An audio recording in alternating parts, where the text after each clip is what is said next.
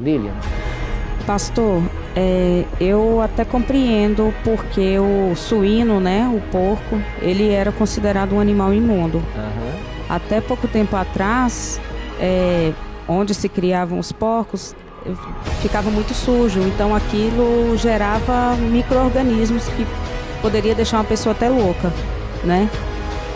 Agora, hoje em dia, existem granjas e essas granjas, elas têm um padrão de qualidade altíssimo.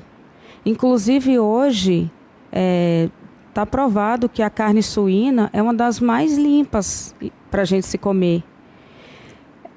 Eu queria saber assim, se isso não foi previsto, porque eu acredito que o suíno ele não ficou para dar leite, ele não ficou para botar ovos. Então, por que hoje, ainda assim, a carne suína é considerada imunda? Ok. Vamos então responder a sua pergunta e também a do Ademar, quando ele fez sobre a questão do alimento imundo. Eu queria convidar vocês a lermos um texto que vai responder a seguinte pergunta: que orientações Deus nos deu quanto ao consumo de carne? Vamos para Levítico, é o terceiro livro da Bíblia. Levítico, capítulo 11. Dê uma olhadinha no versículo 47, o último verso do capítulo, página 80. Levítico, capítulo 11, versículo 47. Assim diz a palavra de Deus: para fazer diferença entre o imundo e o limpo, entre os animais que se podem comer e os animais que não se podem comer. Você em casa e você que nos assiste em casa, com o tempo, leia todo o capítulo 11 de Levítico. O capítulo 11 de Levítico trata a lei sobre os animais limpos e imundos. E aqui Deus vai mencionando nome por nome. Na realidade não é nome por nome, mas a categoria também, a classificação mais geral dos animais. E no final do capítulo ele diz assim: tudo isso eu orientei vocês para que vocês saibam quais são os animais limpos e aqueles que são imundos. Então a Bíblia faz separação entre animal limpo e animal imundo. Aí vem a sua colocação: mas e se o porco é criado num ambiente saudável? Não é o ambiente em que o porco é criado, ou qualquer outro animal, não é o que damos para ele ingerir, não é nada disso. A essência dele é imunda ou não é. O porco não é um animal imundo porque ele vive numa pocilga ou porque se alimenta de coisas que são restos. Não. Não tem nada a ver com a alimentação dele. Você pode pegar o melhor alimento que houver e dar para o porco. Ele continuará sendo biblicamente um animal imundo. Agora, qual é o critério divino então para dizer esse animal é imundo e esse é limpo? É se essa carne traz prejuízo à saúde, se é prejudicial ou não. É esse o ponto. Deus, quando deu liberdade para que o homem usasse certos tipos de carnes, o próprio Cristo, quando esteve na terra, fez o uso de carne, porque ele comeu o cordeiro pascal na ceia, ele comeu peixes com os discípulos lá junto ao mar de Tiberíades. Esses animais, eles não prejudicam a saúde, mas contribuem de alguma forma.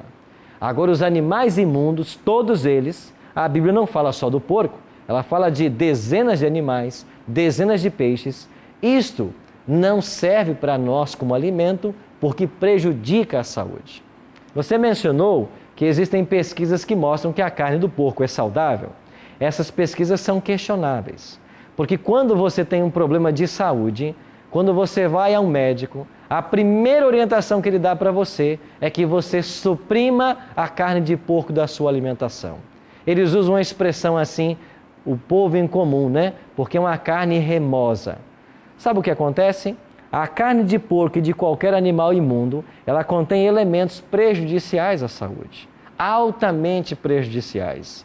E a ciência exata, que busca ser séria, ela vai dizer de fato que esses animais não servem para alimento. Você queria perguntar? Ok, pastor. 2 perguntas. Primeiro, por que Deus então criaria os animais imundos? E a segunda, o leite também, para muitas pessoas, ele é altamente prejudicial, altamente indigesto. Então, por quê? Porque nós nos desvirtuamos do plano original de Deus. Essa é a questão. Por que Deus criou animais imundos? Deus não criou os animais para servir de alimento. Esse era o plano original, lembra?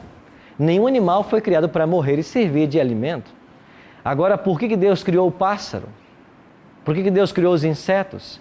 Ele quis povoar a terra com variedade, mas não foram criados para alimentos. O problema é que, para solucionar um problema temporário do homem, foi permitido alguns tipos de animais e a gente agora quer usar todos os animais e ainda não quer ter prejuízo à saúde. Então Deus deu essa orientação. A segunda pergunta tua foi? Com relação ao leite. O ser humano é o único animal, assim eles dizem, que depois que cresce continua bebendo leite. Que animal da natureza humana, depois de adulto, continua fazendo uso do leite? Nenhum.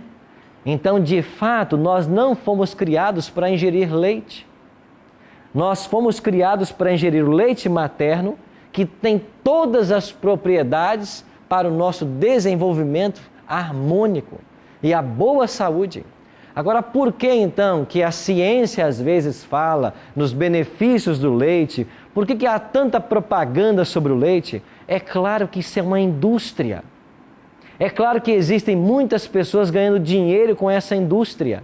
Agora, já está mais que provado que o leite prejudica a saúde, que as pessoas desenvolvem intolerância à lactose. E se não bastasse o leite prejudicar a saúde, eles criam produtos derivados do leite que são muito mais prejudiciais que o próprio leite. Você está entendendo? E eu volto aqui ao que eu disse no início do programa. O diabo está governando as coisas nesse mundo e fazendo-as acontecer de tal maneira que as pessoas apodreçam vivas. E quanto mais doentes as pessoas se tornam, menos elas conseguem entender o livro de Deus ou Deus se comunicar com elas. Você tinha uma pergunta, William? Ou Luiz? Não, pastor, na verdade eu queria entender que assim, falar de comer carne de porco, beber, isso é mais para qualidade de vida ou é um pecado? Agora voltamos também à pergunta do Ademar, certo? Vamos ler um texto aqui então? Que outro conselho nos dá a Bíblia para termos saúde? Provérbios capítulo 20, verso 1. Abra sua Bíblia em Provérbios 20, verso 1. Velho Testamento, Provérbios 20, verso 1, está na página 451. Página 451, Provérbios capítulo 20, versículo 1.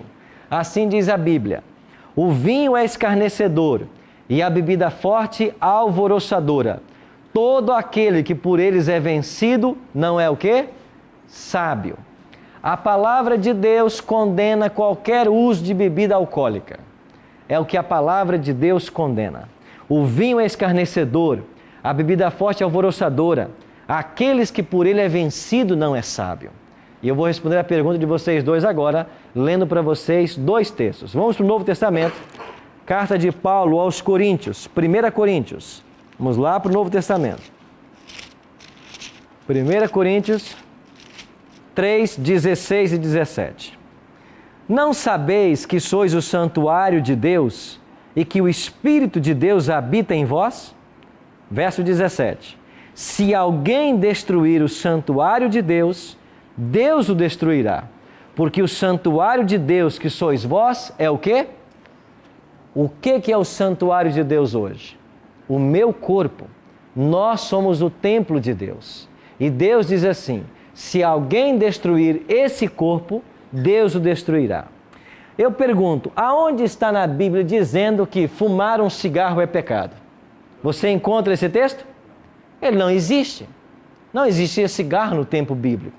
Então veja, a Bíblia não está preocupada em dizer cigarro, heroína, cocaína, vinho, cachaça, vodka, cerveja. Ela não está preocupada com isso. A Bíblia me dá o princípio geral. E qual é o princípio geral? Tudo que você usa, tudo que você ingere, que prejudicar o seu corpo, isto é pecado. Exemplo, Alimentação. Nós todos não nos alimentamos, mas se eu como em excesso, isso que pecado que é? É o pecado da gula. Trabalhar é bom, não é? Mas se eu trabalhar em excesso, a levar-me a desgastar e perder as minhas energias vitais, isso é pecado. Então, tudo em excesso é pecado e tudo que eu uso que prejudica a saúde é pecado. E ainda que exista uma campanha por aí defendendo o uso de vinho como sendo benéfico ao coração, ainda que existem campanhas por aí dizendo que nós devemos usar essas coisas, as pessoas querem ser mais sábias do que Deus. E Deus diz assim, não. A bebida alcoólica prejudica. Qualquer coisa que você usar, fumar, beber, qualquer tipo de droga, se prejudicar o seu corpo, isso é pecado. É por isso que a igreja deve zelar e primar por isso. E nós não devemos fazer uso dessas coisas. E eu queria fazer um apelo a você que nos assiste. Talvez na igreja que você frequenta, as pessoas dizem, não, você pode beber socialmente. Não existe isso. Não existe nada que a Bíblia condene que seja benéfico para nós. A Bíblia condena qualquer tipo de bebida alcoólica. Ah, mas pastor, Jesus Cristo transformou água em vinho. Jesus bebeu vinho na ceia. É claro. Que vinho que ele bebeu? Ele bebeu o puro suco da vide. Ele não bebeu vinho fermentado.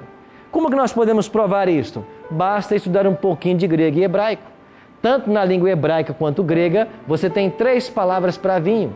E uma delas é o puro suco da uva. E a outra delas é o vinho fermentado, alcoólico. E a outra pode ser os dois. Quando Jesus toma vinho ou transforma água em vinho, é o puro suco da uva. Quando a Bíblia proíbe o vinho, é o vinho alcoólico. Então, para quem estuda a Bíblia, não há desculpas. E o meu conselho, o meu apelo para você é que nós cuidemos. Se a Bíblia disse, eu não devo comer, é porque prejudica a saúde. Agora, se Deus, que é o meu Criador, está dizendo para mim o que é bom ou não é, você vai acreditar em Deus e na palavra dele, ou vai acreditar em uma criatura que por algum motivo está defendendo o que é errado? Esse é o apelo para você e para vocês que estão reunidos aqui. Vamos orar para que Deus nos dê sabedoria, para que nós possamos tomar as decisões certas para cuidar desse corpo que é o templo do Espírito Santo.